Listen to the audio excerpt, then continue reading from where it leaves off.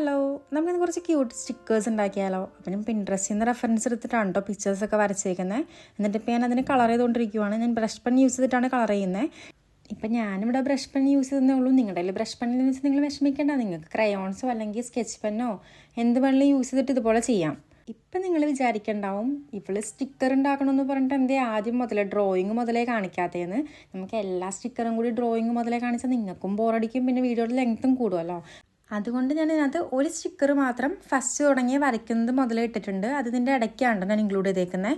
പിന്നെ ഞാനിതിലെല്ലാം വരച്ചേക്കുന്നത് free hand ആയിട്ടാണ്. നിങ്ങൾക്ക് ഫ്രീ ഹാൻഡ് ആയിട്ട് വരയ്ക്കാൻ ബുദ്ധിമുട്ടുള്ള ആൾക്കാരുണ്ടെങ്കിൽ വിഷമിക്കേണ്ട, നമുക്ക് ട്രേസിംഗ് മെത്തേഡ് ഉണ്ടല്ലോ. അപ്പോൾ ട്രേസിംഗ് മെത്തേഡ് ഞാൻ എടുത്ത് പറയേണ്ട ആവശ്യമില്ലായിരിക്കും, നിങ്ങൾക്ക് എല്ലാവർക്കും അറിയാമായിരിക്കുമല്ലോ. പിന്നെ നമ്മൾ കുട്ടിക്കാലം മുതലേ ചെയ്യുന്ന ഒരു മെത്തേഡാണ്. ഫസ്റ്റ് നമുക്ക് വരയ്ക്കാനുള്ള പിക്ക് മേളിൽ വെച്ചിട്ട് താഴെ നമുക്ക് ഡ്രോ ചെയ്യാനുള്ള ഡ്രോയിങ് പേപ്പർ വെച്ചിട്ട് ആ റെഫറൻസ് പിക്കിൻ്റെ മീതെ കൂടി വരയ്ക്കുമ്പോൾ താഴത്തെ പേപ്പറിനകത്ത് മറ്റേ ട്രേസ് വരുമല്ലോ. അങ്ങനെയൊക്കെ പലരും കുട്ടിക്കാലത്ത് ഞാനും ചെയ്തിട്ടുണ്ട് ഒരുപാട്. അങ്ങനെ ചെയ്തിട്ട് അങ്ങനെ വേണമെങ്കിൽ അങ്ങനെ വരയ്ക്കാം. പക്ഷേ ഇപ്പം ഞാൻ ട്രേസിംഗ് മെത്തേഡിന് നിങ്ങൾക്ക് അങ്ങനെ പ്രോത്സാഹിപ്പിക്കില്ല ചെയ്യാനായിട്ട്. കാരണം വേറെ ഒന്നുമല്ല, നമുക്ക് ഫ്രീ ഹാൻഡ് മെത്തേഡ് തന്നെ ആയിരിക്കും എപ്പോഴും നല്ലത്. ട്രേസിംഗ് മെത്തേഡ് എന്നൊക്കെ പറഞ്ഞാൽ ഉടായ്പ പണിയാണ്, പെട്ടെന്ന് കാര്യം നടക്കാനുള്ള ഒരു ഉടായ്പ പണി. പക്ഷേ ഇതിനോടൊക്കെ നല്ല താല്പര്യമുള്ള ആൾക്കാരുണ്ടാവുമല്ലോ, ക്രാഫ്റ്റിനോടും ആർട്ടിനോടൊക്കെ ചെയ്യണമെന്ന്. അങ്ങനെയുള്ളവർ ഒരിക്കലും ട്രേസിംഗ് മെത്തേഡ് ഫോളോ ചെയ്യണ്ട. അങ്ങനെയുള്ളൊരു ഫ്രീ ടൈം കിട്ടുന്ന ടൈമിൽ ഒരു സിമ്പിളായിട്ടുള്ള പിക്ക് എടുത്തിട്ട് 1, 2, 3 പ്രാവശ്യം ഫ്രീ ഹാൻഡായിട്ടൊന്ന് ട്രൈ ചെയ്ത് നോക്കുക. എങ്ങനെ പോയാലും നമ്മൾ പ്രാക്ടീസ് ചെയ്യുമ്പോൾ അത് ശരിയായിക്കോളും. ഫസ്റ്റ് ടൈം തന്നെ നമുക്ക് പെർഫെക്റ്റ് ആയിട്ട് കിട്ടില്ല ഒന്നും. എന്താണെങ്കിലും നമുക്ക് ഫസ്റ്റ് ടൈം നമ്മൾ ചെയ്യുമ്പോൾ തന്നെ പെർഫെക്റ്റ് ആയിക്കൊള്ളുന്നില്ല. അപ്പോൾ കുറച്ച് ടൈം എടുത്തിട്ട് നിങ്ങൾ പ്രാക്ടീസ് ചെയ്യുമ്പോൾ എങ്ങനെ പോയാലും നിങ്ങൾ ആ ട്രാക്കിലേക്ക് വരും. ഇനിയാണ് ഞാൻ നേരത്തെ പറഞ്ഞ ഫസ്റ്റ് മുതലുള്ള ഡ്രോയിങ് കാണിക്കുവാണ്. ഇത് ഞാൻ ഇത്ര സ്പീഡിലൊന്നും അല്ലാട്ടാ വരച്ചേ, അത്യാവശ്യം നല്ല ടൈം എടുത്തിട്ട് തന്നെ വരച്ചേ. അപ്പോൾ നിങ്ങളും നല്ലോണം ടൈം എടുത്തിട്ട് ചെയ്താൽ മതി. ഇനി ഞാൻ 2 ടിപ്പ് പറഞ്ഞുതരാം. നിങ്ങൾക്ക് നന്നായിട്ട് വരയ്ക്കാൻ ഒരു പെർഫെക്റ്റ് ആയിട്ടുള്ള പിക്ക് കിട്ടാനുള്ള 2 ടിപ്പ് പറഞ്ഞുതരാം. ഒന്ന്, നിങ്ങൾ റബ്ബർ യൂസ് ചെയ്യണത് കുറയ്ക്കുക. ഇത് മിക്കവർക്കും അറിയാവുന്നവർ ഇത് വിട്ട് കളയുക. ഇതിനെപ്പറ്റി അറിയാത്തവർക്കാണോ ഞാൻ പറയുന്നത്. റബ്ബറിൻ്റെ യൂസ് കുറയ്ക്കുക. രണ്ടാമത്തെ കാര്യം എന്ന് വെച്ചിട്ടുണ്ടെങ്കിൽ ഞാനൊരു എക്സാമ്പിൾ പറഞ്ഞുതരാം. ഇപ്പം മേളിൽ വരച്ചിരിക്കുന്ന പൂവ് കണ്ടോ, ആ പൂവിൻ്റെ ഓരോ ഇതളും നിങ്ങൾ നിർത്തി വരയ്ക്കരുത്. അതിന് പകരം ഒറ്റ പെറ്റിൽ ഒറ്റ സ്ട്രെച്ചിൽ തന്നെ വരയ്ക്കുക. അതായത് പെൻസിൽ എടുക്കാണ്ട്, പേപ്പറിൽ നിന്ന് എടുക്കാണ്ട് ഒറ്റ സ്ട്രെച്ചിൽ തന്നെ വരയ്ക്കാൻ നോക്കുക. അങ്ങനെ വരയ്ക്കുമ്പോൾ നിങ്ങൾക്ക് കുറച്ചൊരു പെർഫെക്റ്റ് ആയിട്ടുള്ള പിക്ചർ കിട്ടും. പിന്നെ ഈ സ്റ്റിക്കർ ഞാനും ഫസ്റ്റ് ടൈമാണ് കേട്ടോ ചെയ്യുന്നത്. ഞാനിതിന് മുന്നേ ചെയ്തിട്ടില്ല. എനിക്ക് കുറച്ച് കമൻറ്റ് വന്നായിരുന്നു ക്യൂട്ട് സ്റ്റിക്കർ ചെയ്യുമോ ചോദിച്ചിട്ട്. അങ്ങനെ ചെയ്തതാണ്. ഞാൻ അല്ലാണ്ട് സ്റ്റിക്കർ ഇതിന് മുന്നേ ചെയ്തിട്ടില്ല, ഫസ്റ്റ് ടൈമാണ് ചെയ്യുന്നത്. അപ്പം നമ്മുടെ ടിപ്പൊക്കെ കഴിഞ്ഞിട്ടാണ്. ഇനി ഞാനിതിനെപ്പറ്റി ഭയങ്കര ആധികാരികമായിട്ട് സംസാരിക്കാൻ മാത്രം അത്ര വലിയ പുലിയൊന്നുമല്ല ഡ്രോയിങ്ങിൽ. എനിക്കറിയാവുന്ന കാര്യങ്ങളാണ് ഞാൻ നിങ്ങൾക്ക് പറഞ്ഞു തരുന്നത്. അത് ചിലപ്പോൾ കുറച്ച് ബേസിക്കായിട്ടുള്ള കാര്യങ്ങൾ തന്നെ ആയിരിക്കും എനിക്കും അറിയാവുന്നത്. ഞാനത് പറഞ്ഞു തരുവാണ്.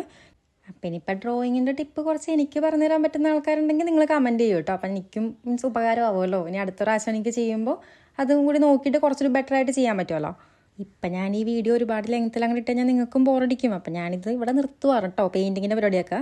ഇനി നമ്മുടെ സ്റ്റിക്കേഴ്സിൻ്റെ പരിപാടി ഫുള്ള് തീർന്നിട്ടുണ്ട്. ഔട്ട്ലൈൻ ഞാനിപ്പോൾ ചെയ്യുന്ന പോലെ ഓരോ സ്റ്റിക്കർ വരച്ച് കഴിയുമ്പോൾ അതിൻ്റെ ഔട്ട്ലൈനും കൊടുക്കുക ഇതുപോലെ തന്നെ.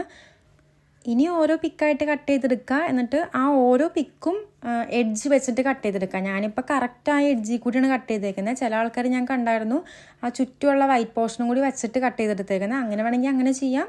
ഞാനിപ്പോൾ അങ്ങനെ വൈറ്റ് പോർഷൻ ഇല്ലാണ്ട് കറക്റ്റ് ആ പിക്കിൽ കൂടി തന്നെയാണ് കേട്ടോ കട്ട് ചെയ്തെടുത്തേക്കുന്നത്.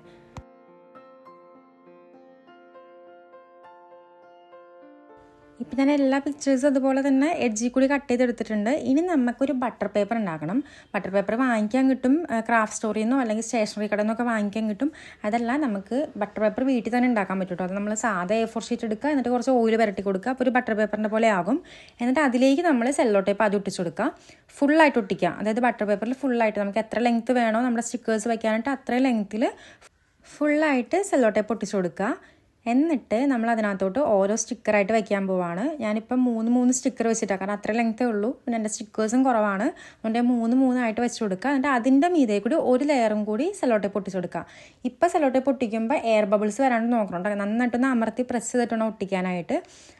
സെല്ലോ ടേപ്പ് മടങ്ങി പോകാനോ ഒന്നും പാടില്ല. ഇപ്പം നമ്മുടെ സ്റ്റിക്കേഴ്സ് എല്ലാം കംപ്ലീറ്റ് ആയിട്ടുണ്ട്. എങ്ങനെയുണ്ട്? ക്യൂട്ടല്ലേ കാണാൻ? ശരിക്കും ക്യൂട്ടാണ് കേട്ടോ. ഇനി നമ്മൾ കട്ട് ചെയ്തെടുക്കുക. ഓരോന്നോരോന്നായിട്ട് കട്ട് ചെയ്തെടുക്കുക. ഓരോ സ്റ്റിക്കേഴ്സും സെപ്പറേറ്റ് കട്ട് ചെയ്തെടുത്തിട്ട് അതിൻ്റെ എഡ്ജിൽ കൂടി കട്ട് ചെയ്യരുത്.